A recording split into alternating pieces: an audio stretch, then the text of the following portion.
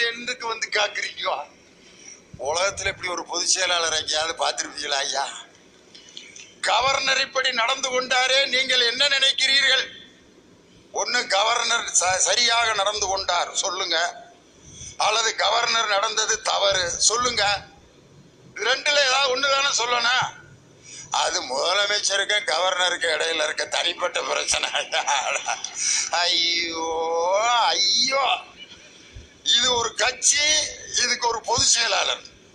இதுகளை பார்த்தா எனக்கு என்ன ஞாபகம் வருதுன்னா, ஒருத்தன் கஷ்டப்பட்டு ஒரு பொண்ணை கல்யாணம் பண்ணிட்டு வந்தான் கிராமத்துல இருந்து.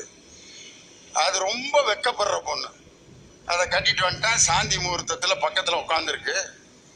அந்த பொண்ணை எப்படி பேசுறதுன்னு தெரியல அவனுக்கு. இந்தா அம்மா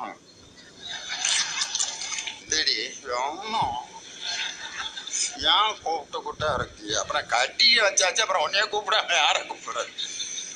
எப்படி ஆரம்பிக்கிறேன்னு தெரியல அவனுக்கு. இந்தடி நீ ரொம்ப அழகா இருக்க அப்படின்றான். அது தொடங்கிட்டான். அதுக்கு அந்த பிள்ளை, போங்க நீங்க ஒரு பைத்தியம். இவனுக்கு என்னன்னா, நம்மளை எப்படி அவ கண்டுபிடிச்சா, நம்ம மேட்ரு இவளுக்கு தெரிஞ்சு போச்சு போல இருக்குன்ட்டு, அது எப்படி உனக்கு தெரியும் அப்படின்னு இருக்கான்.